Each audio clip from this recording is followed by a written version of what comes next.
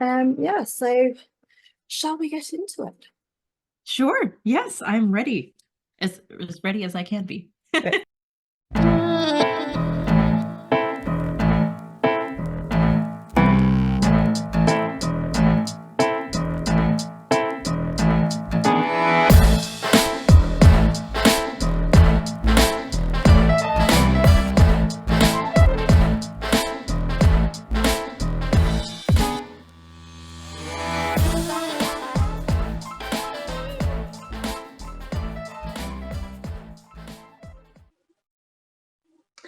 Hello and welcome back to Knitting with Betty. I am Betty and today we are going to have a slightly different episode. So I am introducing a new section to this podcast called Tea with Betty. So it's sort of a pun, it's a play on words. Tea meaning yes, we all love a good cup of tea, but also the gossip, tea the gossip. So it's a series of interviews with people from the fibre world. So knitwear designers, crochet designers, maybe yarn dyers, anyone who works with fibre basically. And I want to really get behind what inspires them to create in the knitting world. And so if this sounds like your kind of thing that you and your friends might like, don't forget to like and share this. And if you want to subscribe, hit the subscribe button and make sure you press the bell so that you are notified when any new episodes come out. So let's get to it. Last week I sat down with my very first interviewee, the lovely Sydney from Squid School of Vintage Knitting. And Sydney to me is right up there with Susan Crawford in that they are the goddesses of vintage knitting. Anyone who does vintage knitting will know who they are. So I sat down with her to ask her how she got into knitting and what inspires her when she creates her new patterns. And also I asked, what can we expect from Squid School in the future? So sit back, relax, maybe grab a cup of tea and listen to the gossip. Thank you for joining me, Sydney. It's really lovely to see you. It's so nice to see you too. Thank you for having me. Well, thank you for agreeing to come on, and you're actually my first ever interviewee. Am I really? Yeah. Wow. I'm so proud. I'm so So proud. you're like the guinea pig. I can test it out on you. I'm ready. I'm ready for anything. So I guess the first question is why knitting and sort of what led you to where you are now and sort of starting up Squid School? Yeah, it's amazing how much knitting just fell into place as a career path. I have been knitting for this will be 16 years this year. So I Since you were just a baby. I'm not that young, not anymore. I learned at the beginning of high school. I just had a friend teach me. I think a lot of people are surprised that I have no knitters in my family Oh, whatsoever. wow. I don't have a lot of like crafty maker people. We have like I have a very musically inclined family and in the art scene, but I'm kind of the first one to really bring textiles into the family. So hopefully I can pass it on. But I learned from a friend and was making scarves and just little things for a while. I ended up having a group of knitting friends in high school, so we all helped each other and we're very motivated, we're very into it. So since the moment I started knitting, I really dove in head first. And when I was 17, I got my first job at a yarn shop, my first ever job, and then also what ended up being essentially the only job I've ever had, which was in the knitting world.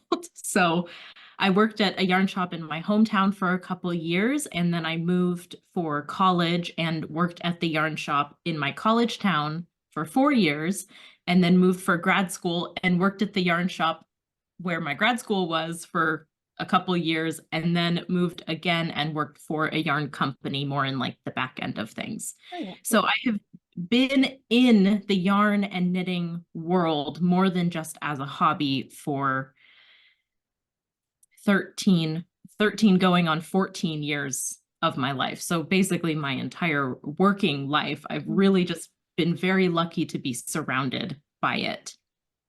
And as I continued on in this world, I really wanted to give back in the way that I could. And it took a while to figure out which sort of way I could do that. And from there, the idea for Squid School of Vintage Knitting was born. And now I've been running my school for 2.5 years, I believe. Two Is and a it half. only that? It seems like so much longer. Yeah, I think our anniversary will be October 1st. So about 2.5 years now. And there's a part of it that feels like it's been a very natural progression, and others that I'm still pinching myself that this has ended up being my whole life, and I hope it will continue to be. Right. So perhaps you'd like to explain a little bit about what Squid School is for those who maybe haven't joined up to it. Yes, absolutely.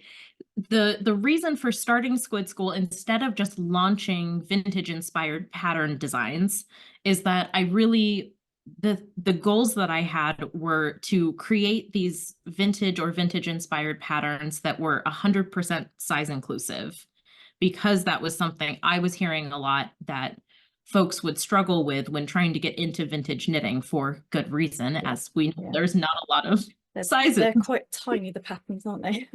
Yes. And it's something that I've experienced as well. Since I've been interested in vintage knitting and doing vintage knitting for over a decade, I've been customizing things to fit my body as well. So I wanted to find a platform where I could offer the designs, but also teach how to do that. On the other hand, as well, I love the history aspect. I love history in general, and fashion history, knitting history, all of that. And I wanted a space where I could do that. And the idea of launching patterns, but also having a YouTube channel, like, it just felt like a lot. So Patreon is where Squid School of Vintage Knitting is. And that is a platform that allows you to do all these different types of content. So Squid School of Vintage Knitting is a school. That's always how I have viewed it. It's a school, it's a place where there is a community for the students. It offers education, it offers, I hope, inspiration, and these different tools to guide people on their way into doing vintage knitting. So I offer a pattern design every month, as well as a lecture every month. And then the way that it's structured, there are different tiers. So you enter in on a different like financial subscription, and you get access to more content. So going up in the lines, you also have access to tutorials, extra explanations, and worksheets to help guide you through the way that I write patterns, which is a bit unique in the pattern design world, as well as the personal pattern archive. So that's where I offer up digital copies of some of the really special magazines in my personal collection that I've been forming for a very long time now. And that's really fun as well, because then we can go into the history of some of those booklets. But the big thing is that the way that the patterns are structured at Squid School is that it's based on your body measurements instead of a graded pattern. So I try to give these vintage patterns and also teach folks how to use their measurements and do very simple knitter math most of the time. Sometimes there's a lot. You know what, I've talked about this with people, and I've said that if at school they taught us maths via like knitting equations and things, I totally would love maths, but they don't. Exactly. So it is a really simple math, and I think it is a little intimidating at first because you're plugging in your own numbers. But what I have now heard, having the school for a couple of years, is the folks who have taken that dive into trying out patterns this way really enjoy it and get great results in the end. And that just makes me so happy. So yeah, I think I've mentioned on one of my episodes your patterns, because they do fit to the person that's knitting it, which is great, because when you follow a vintage knitting pattern, you're kind of blindly following it, not knowing, is this actually going to fit me at the end? And a lot of vintage patterns don't have very good kind of diagrams of what it's meant to look like at the end, so you literally don't know what you're knitting until you finish it. So yeah, your patterns are so great because it does fit the body at the end of it if you've done your measurements correctly. Well, thank you. And it's, yeah, I think that the tools of Squid School as well can be applied to any garment knitting at all. So even if you're not somebody who does vintage knitting all the time or wears vintage knitwear all the time, the rules of the knitter math that you're taught apply to any garment knitting that you do. And I hope give folks that tool to like feel confident to make those adjustments. Brilliant. So I guess that leads to the next question. You briefly touched upon that you did go to college. Like, how did you learn this skill? Like I can't even think how you'd think about it in the first place. But how did you learn those skills? Are you self-taught or did you learn it at college, that sort of thing? My educational background is mostly in history okay. and writing. So my undergrad degree is English and film, and then my graduate degree is in film history.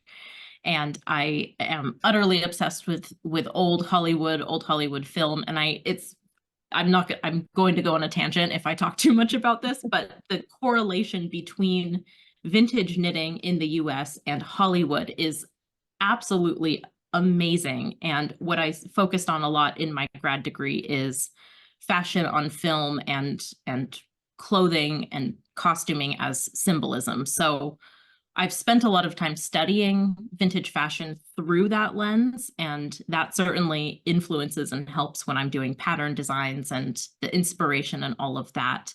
But as far as vintage knitting learning, a lot of that has been self-taught, but came from a place of trying to get garment patterns to fit me better.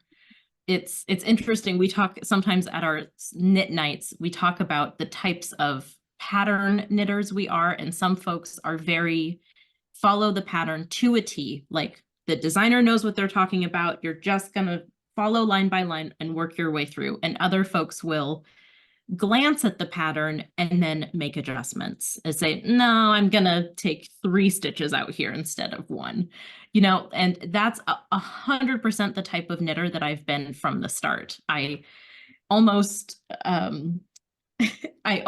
do it on purpose of just to be like, yes. So I guess that was part of it, is that when I was starting to knit garments, and I really fell in love with garment knitting very early on in my knitting world, I kept gravitating towards the same vintage construction style, similar to like the home front jumper, like a very 1940s basic shape. Ooh! I thought I'd wear my home front. This is actually the very first home front that I've done. I've done it like so many times since because it fits and it's like magic. It works. Oh, it's so cute. Love that color. I'm knitting with a similar color right now, so we'll be twinning soon. Hopefully, if I finish it. But beautiful, my goodness. But exactly that style, that very classic vintage construction. And as I kept making iterations of it, I kept making changes where I figured that things weren't fitting. So I think it's a skill that just built gradually. And the irony is that knitting math comes very naturally to me, but I did horrible in math in high school. In fact, I knitted my way through math class, and my knitting group friends who were very good at math would like help me with homework, and then I would help them with their knitting. So I don't know how. There you go. Share skills. Share skills. Exactly. So yeah, that's amazing that you taught yourself, because I come from like a dressmaking background. So but even like in the dressmaking world, I was on the lingerie side, which is again a different skill. So like women's wear for me is mind-boggling, and then step further, knitwear, that's even more mind-boggling for me. So I really appreciate people who have that skill to be able to sort of make a pattern out of thin air, really. So just don't know how you do it. I suppose it's lots of practice. Lots of practice, lots of trial and error. There are certainly things in my wardrobe that don't fit right, and I think it's from that I've learned. So I guess you've sort of talked a little bit about your inspiration of sort of old Hollywood, but when you're coming up with the patterns each month, because that's quite a high turnover of one pattern every month, how do you come up with new ideas the whole time? Yeah, definitely. Maybe didn't think that through all the way when I started Squid School. A pattern I've talked to other knitwear designers since then, and I just say like, oh, I do it through Patreon, so I launch a pattern a month. They're like, I'm sorry, what? It's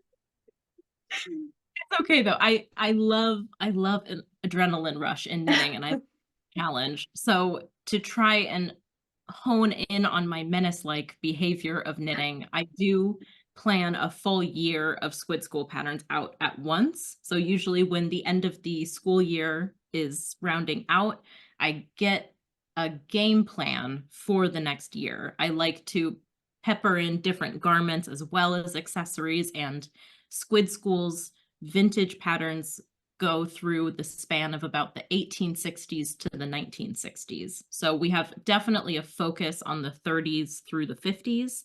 That's, I think, where most folks are really interested, and it's where the most wearable garments are from.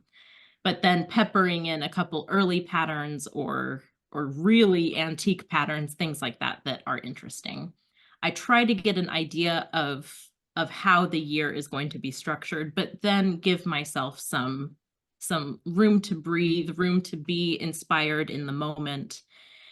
The turnaround for Squid School patterns, as in when I'm starting to really hone in and focus on it, is, I would say, 6 to 8 weeks. So it is very like chop, cutthroat, gotta get through the whole thing. So if, for example, I'm really obsessed with something, and I know that 2 months in the future, I want to make a hat, and there's some really cool hat that I just found, like I may go for that right away, if that makes sense. Like I allow those impulses to come in, but still keep a general plan for the year to just keep myself in line. Yeah, gosh, you have to be so organized. I try. So, and sort of similar to that, how do you choose which yarns to use and which colors that you want to use? Well, I am very lucky working in yarn shops for so much of my life that this, I have a yarn of my own. So oftentimes I'm trying to diversify the type of weights of yarn, especially because I know that some folks, I hear complete polarizing opinions from different people at Squid School. Some only want fingering weight garments. Some would never knit a fingering weight garment, only want worsted weight garments. So I do try to shuffle around the types of yarn weights, and then look to maybe the time of year as well for different types of fibers or fiber blends. Also trying to diversify that to an extent. But I definitely am very much a wool type of gal. So typically, and there are just so many magical properties to wool, and it lends itself very well to knitwear, regardless of a warm or cold climate. So typically a lot of the projects have wool with maybe a bit of a blend in there. So would you say that wool is your favorite fiber to knit with? Most definitely, yes. Do you have like a favorite breed or in particular? Well, I do some spinning, and so when I'm spinning yarn, I love Polworth. Polworth wool is just, it's very bouncy, it's very cushy.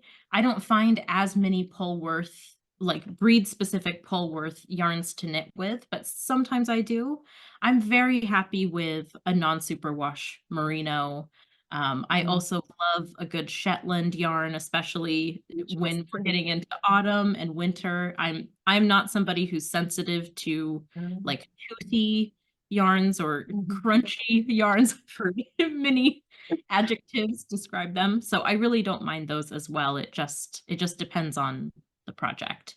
But definitely wool is my go-to. Yeah, it's a bit like I worked a lot with silk in the lingerie industry, and it was amazing because in the summer it keeps you cool, and in the winter it keeps you warm. It's like, how does it do the same thing? But it's a little bit like that with wool, isn't it? Yes, yes, absolutely. That makes me want to try using some silk too. Like silk and wool blends would be lovely. Yeah, I want to do some with silk, and I'm quite interested in doing like a linen blend. Ooh, yeah, because I like the look of linen, although linen does crease a lot, so I'm a bit unsure whether knitting with it would does linen crease when you knit with it? I don't know. I've found some that do more than others, and then it also just has to do with the way that you as the knitter are manipulating the yarn too. Because some folks add twist as they, and some actually remove the twist. Yeah, just to like complicate things more. But yeah, I love the sort of sheen of silk and linens in the yarns. They look beautiful, don't they? Yeah. So talking about sort of you having to be quite organized, you do tend to travel quite a lot as well, well as doing all these patterns. So you've traveled sort of doing retreats as well as extensively personally as well. So is there a particular place or region or style of knitting that you prefer, or that inspires you more than another one? Well, I definitely, as far as traveling goes, I have spent a lot of my time in Europe. That's especially as I've been diving into the retreat running world. A lot of those trips are through Europe. I would love to go to other places. Very, very high on my list is Japan and South America and Australia and New Zealand. Those are like, I really want to branch out to those places. Does Japan have much of a knitting industry?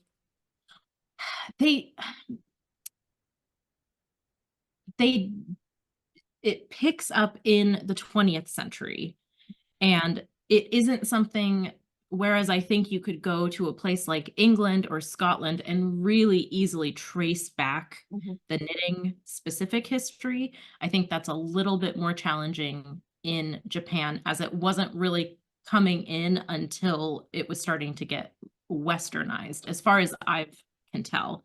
However, they have such an incredible textile history and dyeing, natural dyeing, indigo dyeing, like all of that side of textiles, I really want to dive into, and then try to learn more about their 20th century knitting history. Because as I keep doing this research and I try to expand globally, like my reach of the places I'm looking at, the more I can see that almost everywhere that has a more metropolitan area in the country had some sort of knitting boom happen during the 30s and 40s and 50s. So that's been really interesting to see.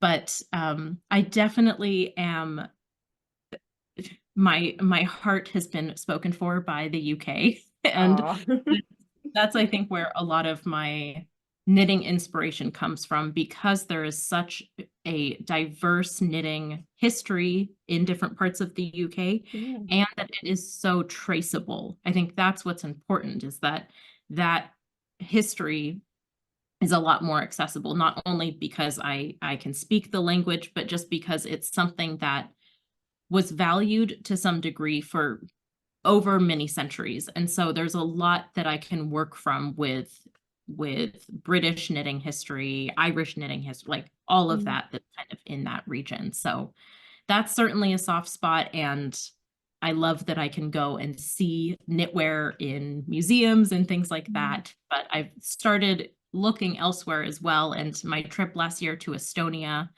was so incredible. So like the knitwear will blow your mind, and just the amount of textiles that are made by hand. And I mean, the flax is beaten by hand, it is Wow. spun by hand, it is woven by hand, it is dyed by hand, it is embroidered, it is hand sewed. It will just absolutely blow your mind. So I really would like to explore some more Baltic areas as well. I know that Lithuania has a really strong knitting history.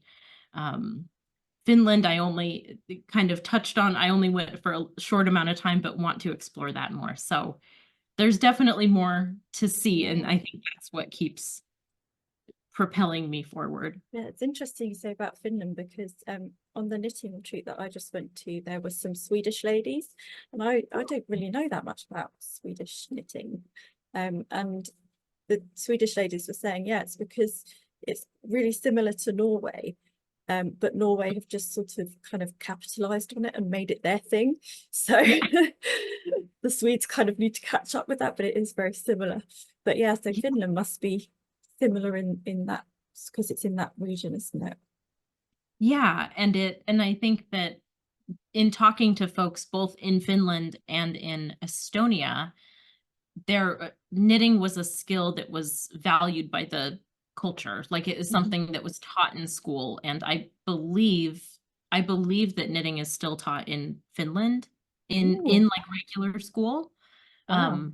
I believe it's Finland. It might be it's either Estonia or Finland, but I do know that in Estonia you can get a master's degree in historic textile artwork and history. Wow.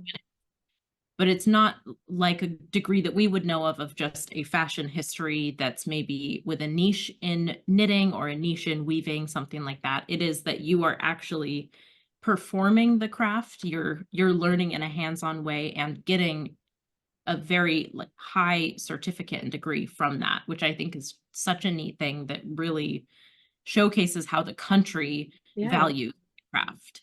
So that hopefully sounds like a degree I'd like to do. I know, me too. I'm like, okay, time to learn Estonian. Yeah, we gotta get in that. So I think you've kind of answered the question on sort of the future regions or museums you want to go to, but are there any sort of archives anywhere that you'd love to dive into and get your hands on the textiles?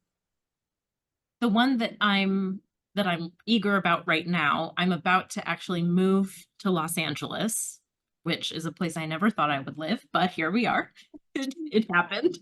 And I'm really excited to dive into some of the LA Hollywood archives about film history, and then seeing what else I can glean about the world of knitting intersecting with Hollywood. The good thing is that a lot of that archival items are still in Los Angeles, the bulk of them at least. So there's a lot there to start sifting through, and it will be in my own backyard. So when I need to escape the heat, I can go into a beautifully air-conditioned library. Temperature controlled. So I'm really looking forward to that. I'm very excited for that. Yeah, I can't imagine like the history and the stars that have worn beautiful garments. Gosh, that'd be amazing. So I think you've kind of said, but what would be your favorite era to knit from? Like if it was just for you and not for Squid School or anything, just purely selfish reasons, what's your favorite era and why? I think my gut reaction would say the 1930s. And I'm sure anybody at Squid School is rolling their eyes right now at the amount of lectures that I've put out about the 1930s. That could be a whole semester. But the 1930s is this incredible time in the US and beyond where knitting really took over as the trending and the primary craft, and the whole industry, the hand knitting industry just exploded. So the amount of patterns and the amount of experimentation with knitting really took place between 1933 and I would say about 1940-ish. Of course, World War II then starts to influence that world, but that world was created in this window of time here.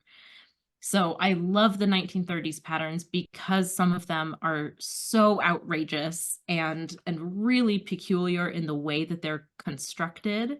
Yeah. And I love seeing and thinking about knitting designers who were thinking outside of the box in that time, and the influence of high fashion, the influence of Hollywood and celebrity culture, all of this culminated into this creation of an amazing knitwear fashion world. And I just love the patterns from there. I like them as well because you can see then the height and the boom, and then as it transitions into being a bit more easy to wear in a casual everyday outfit, which I think is then very much associated with the 1940s, like the very classic shapes of the 1940s, when in actuality, those shapes came from the 1930s. So I like that the 1930s offers that really wide spectrum where you could knit something for your evening gown ensemble to the gala that you're going to naturally, but then could also throw on a sweater from the same pattern book that you're just going to wear to the grocery store. So I like that it gives you that really wide range. Versatile. Yeah. Yeah, so the first thing I thought of when you said the 30s was that they have some absolutely bonkers patterns, like the construction of them is a little bit like I was saying that you start knitting it and you don't know what the hell it is and what shape it is and which way round it goes, but it works at the end and it's like absolutely fantastic. And I think it's amazing too. In the 1930s, there were some designers who were envisioning the knitwear like you would a sewn pattern, and making these pieces and yokes and then construct, like it was just so different, and everybody was sort of experimenting with different ways to do it. So yeah, there are times where you have an image that's this big and then the directions are this big. They're like, okay, here we go, let's see what happens. So can we expect some bonkers patterns from Squid School then? You know, I try to rein it in. I try, but then again, 2 months ago, I just launched a dress pattern. So it's not in a month. In a month. In a month. It's not always easy to rein it in, but I really like to offer patterns that actually have a good amount of stockinette stitch with the hope and intention that somebody else who's looking at the pattern can envision what they want on top of it. I really like the concept of a blank canvas knit where somebody could take, you know, a stockinette sleeve like this, but then decide to put an all over lace pattern on it. I like to offer a pattern that allows folks to feel comfortable modifying it and adjusting it. I'm always pushing people to take my pattern, but like make it your own, make it the fantasy perfect knitwear that you've been envisioning. Right. Or maybe a couple bonkers ones will get thrown too.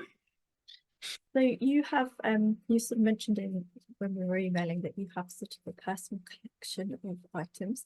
So do you have like a treasured knitting item, whether it's a piece of clothing or like a tool or something? I do. I picked 3. Is that okay? That's fine. I'll keep my answers brief. They're all very sentimental, so I'll just try my best not to cry. I'll start with one. This is one that I've knit, and I'm actually knitting a second version of it because I've just been wearing it like crazy. So this is, I'll try to keep it back here. This is from oh goodness, I think a Weldon's, like a UK pattern. And what's interesting is that as I've had a PDF copy of this pattern for years now, but then I was doing some more research on it, and it's actually been re-released 3 times, like through the 1930s and 40s, which indicates to me that it then was a really popular pattern back then to keep relaunching it. It's just, at this moment at least, it's one of my favorite to wear, but the reason that it's so special is that I call it my friendship sweater because two of my very good knitting friends, for my birthday, they each bought one skein and gifted the skein, and then I bought one skein, and so it's like our friendship, Oh, how the three lovely. together. So this always makes me think of my friends Jamila and McKenna. I worked with them at one of the yarn shops, and we're still like group texting right now. So that's very special to me. And then this is a silly story, but there was a yarn shop I worked at in Oregon called Stash. It's sadly no longer around, but that was like my home. That was the people I worked with were my family. It was a place where every single day I loved going to work. My boss there was such an inspiration to me in the age that I was at. Everybody there was amazing. And I spent the most time working there. I was there for, I think, a little over 4 years.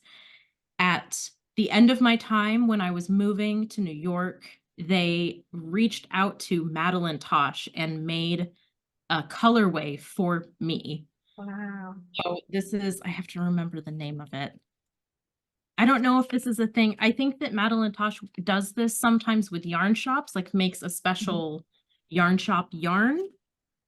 So this is called Sydney's Stash. So all of my coworkers like picked the colors, and they, on like my going away party, they just opened this trunk and it was full of yarn. It just was, and I was weeping. It was just, so I've of course not knit with it. It's just this special item. I don't think I could Keep it on ever. a shelf. Yeah, exactly.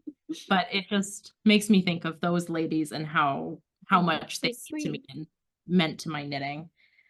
And finally, last but not least, I have this sweater, which my knitting BFF, Rhea, shout out to Rhea, made for me. Oh, And wow.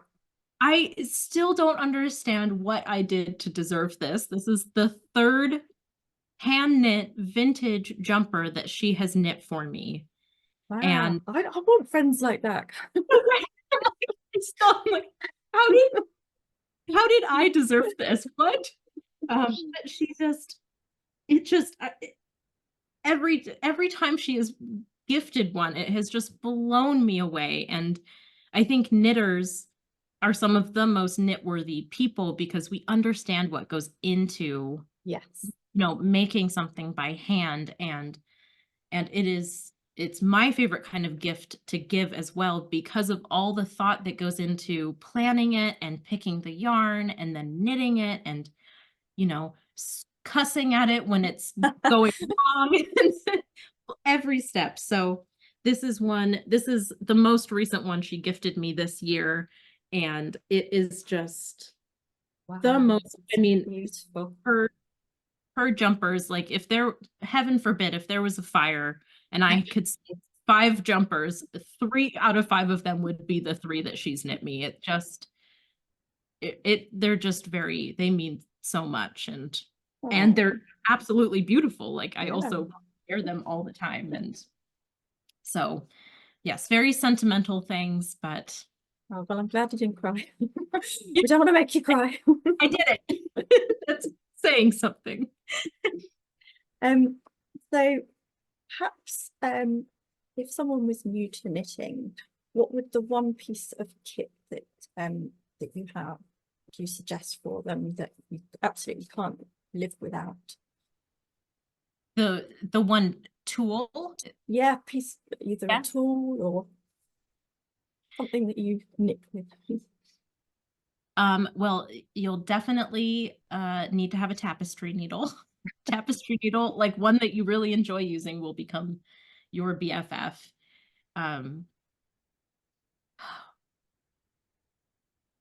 Yeah, I would say that for me is my most used item besides needles and yarn. I totally, completely understand that the world of knitting now and the world of hand-dyed yarn, that sort of thing, isn't always accessible financially.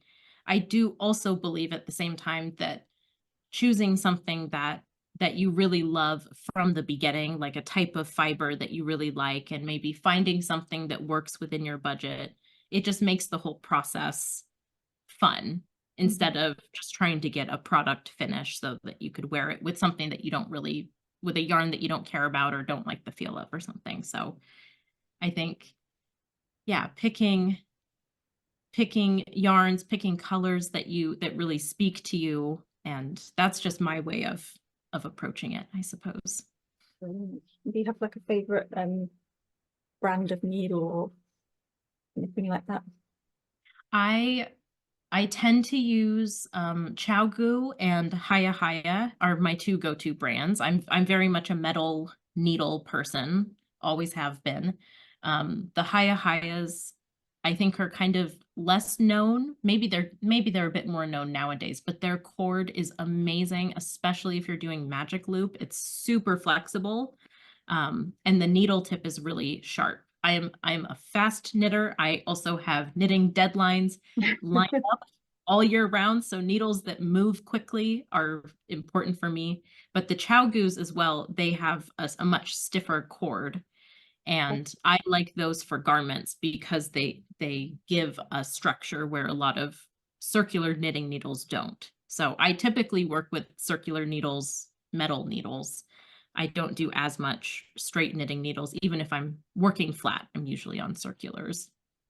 But that's just me. So you've not got a collection of inherited knitting needles if your family hasn't knitted in the past. I know. I mean, the audacity. Yeah, actually, all my needles came from like grandma and my mum, but I have since bought circular ones because it's a lot easier just to do it all in one go, isn't it? Yes. I have a couple of vintage needles, and sometimes they're just fun to use to play pretend, like pretending that I'm knitting in the 30s with my 30s needles, but like a photo shoot. yeah, maybe just for a couple hours instead of a full project. So if you had any advice for people who haven't maybe approached a vintage pattern or a bit apprehensive about approaching a vintage pattern, what would you advise them sort of jumping into that vintage pattern? I think that there are certainly vintage patterns that, although they're old, they're still very well written. So oftentimes if folks are wanting to jump into the world, I suggest Jack Frost is an American knitting company, started I think at 1929-ish, but really found their heyday from about 1939 to 1948 or so. So very 1940s, but they offer these beautiful classic shapes in, I wouldn't say simple stitch patterns, but I would say straightforward. So maybe it's like a 4-row repeat instead of something where you're keeping track of cables and at the same time decrease it, like lots of stuff going on. I really like the way that their patterns are written, and I think they offer simple enough shapes, like in terms of the way that the pattern's constructed, that it's a nice gentle diving off board into the world of vintage. And then when it comes to needing to resize, because again, knitting patterns from this era are usually between a 32 and a 38-inch bust if you're lucky. So if you do have to do that adjustment, the patterns are simple and straightforward enough that you have that almost blank canvas sort of thing where you can comfortably and hopefully somewhat confidently make those adjustments.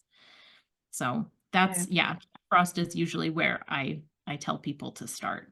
Yeah, that's great advice actually, to start with something simple. Don't go for the all singing and dancing at first. You know, maybe attempt that a little bit later, but start simple. Yeah, even starting with a garment is, I would, if you want to start with a garment, I say go for it.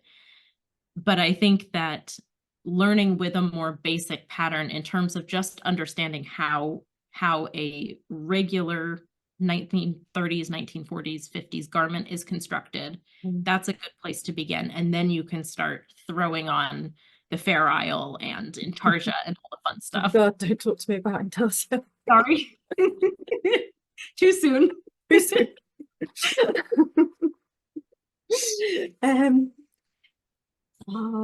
that question. So what are your plans for the future for Squid School then? You know, what's next? Are you going to add anything, or you're probably too busy to add anything, but I added a new tier this year. So we have the homeroom tier now, which is just a step up from our first tier, like the basic tier that gets you the patterns. I don't think I'm going to be adding more tiers from there. I have a pretty good sized plate now. I have had such fun doing these retreats. So this is kind of to the side of Squid School, but I work with Rowan Tree Travel, who is absolutely amazing. Not sponsored. I just love them and I love what they do. Their trips are incredible. So they I do work look with amazing. it's so thoughtful. What every step everybody there is so dedicated. It's just been amazing to work with them. So I work with them and curate and create these very, very vintage and vintage knitting inspired themed trips. So that's definitely carrying on. I have another one in the works right now that I'm very excited about. And as far as Squid School goes, I'm at a point now in about to get to 3 years of it and enter into the 4th year. Yes, that's correct. That I know that Patreon can't be the forever platform. So I'm in a place right now, probably over the next year, where I'm mentally exploring what would be the next step. And of course, the goal is to buy a castle in Scotland, have a headquarters, a boarding school. Everybody just comes and lives with me and we all get together. Yes, please. Harmony forever. And have sheep roaming. Roaming the moors. But yes, I think that I see Squid School expanding, and right now we have created at this stage such an amazing community, and I very deliberately say we because it is the students in the school and the folks who are on Discord and come to Knit Night and are in the comments and sharing photos on Instagram and Facebook. It's all of them, all of the people that have had this space together to create this amazing and loving and encouraging community. And it's just wonderful. I would never want that to go away. I'm so happy to have fostered this space with everybody and really want to see that continue to grow. Yeah, I think that's what I love about it as well, is the community is so lovely because you have that one sort of common thing, don't we, that we all love vintage patterns and vintage knitting and want to know more about it. So it's a really nice. Yes, in the scheme of things, and I try to tell people like, oh, I run a school for vintage knitters. They're like, huh? Like the average person. So yeah, it's such a small community but we're very mighty and very supportive of each other. So it's very nice to have that a space. Nice safe space, isn't it? Yes. When it's such a horrible world out there, it's nice to have that kind of little community you can kind of go into. Absolutely. So I suppose that sort of leads me on to the last question, or sort of this is an opportunity for you to plug your tours or your retreats if you want. So tell us about them. What's next on the retreats? Yes. And how long do they last? That sort of thing. What do you do on them? So the retreats are, the general rule of thumb for Rowan Tree retreats are that it is 1/3 fiber related. So knitting, wool, sheep farm, weaving, needle felting, something in the fiber world. 1/3 is going to be touring activities, but that are more off the beaten path. So not necessarily going to London and going to Buckingham Palace, but going to London and maybe seeing like a very special exhibit that our folks would be into. And then 1/3 of that is free time. So there are certainly opportunities to enjoy these beautiful places that we go to. So it's a really nice balance of items. We have people who are hardcore knitters. We have folks who have knit a scarf. We have folks who've never knit and just are here for the fun. So it's a really lovely group. The trip I have coming up, the Squidney trip that's coming up this year is to Shetland. So that's very exciting. I'm so excited to go back, and I'm so excited to bring people and be like, look at it, look at this, it's so cool. So that's really fun. That trip this year is full, but we will be offering it again next year around August is, I believe it's August this year. I think it's August next year. And typically every year I try to, once I've created the trip, it's going, we have people registering, then it's time to start planning the next one. So I'm working on one right now. So stay tuned for that. We've been trying to work together and figure out ways to make these trips a little bit more accessible. Kind of the pro and con is that Rowan Tree and I work to make these trips once in a lifetime, amazing, full jam-packed, with all of those workshops and activities are included. But then, of course, it makes the cost kind of scary and not accessible for everybody. So we're trying really hard to create a couple trips coming up that will be maybe a bit smaller and a bit more on the retreating side. In other words, like we have more class time, we have more downtime together in that space, and maybe less like going to a 19th century themed dinner that is 10 courses. So that's coming up. That's going to be really fun. I just launched, this is the May pattern. I saw that. They're just it's right here. amazing. So Squid School has new patterns at the first of every month. So we just put out these socks. It's our first sock pattern at Squid School, and I'm obsessed with them. I'm so excited. Is that the same technique as in, did you do a jumper with that, with like the slip stitch technique?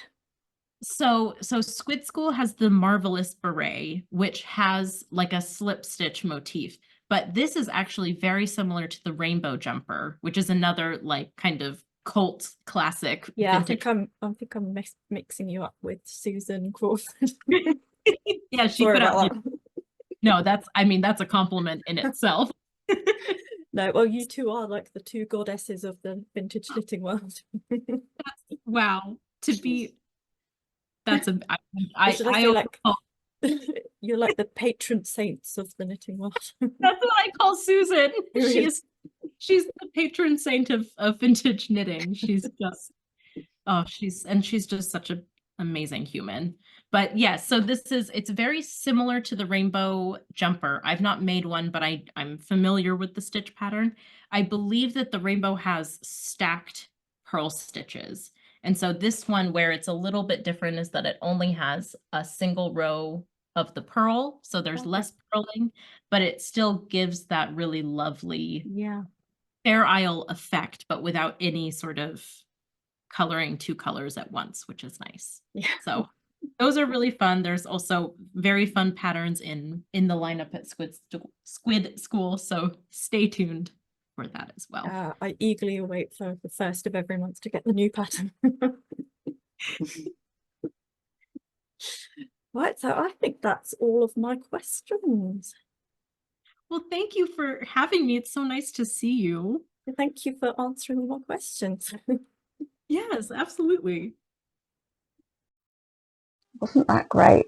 So once again, I want to thank Sydney so much for sitting down with me, for taking the time out of her busy schedule, because she is now on her UK retreat. And it's always fascinating, isn't it, to get into the mind of those designers. So thank you very much, Sydney. It was a delight to talk to you. And if you want to sign up to her Patreon or to follow her on Instagram, I'll pop all of her details in the comments below, so you can hopefully give her a follow. So next episode of Tea with Betty, I am going to be sitting down with a yarn designer. So stay tuned and keep checking back to see who it is. Bye!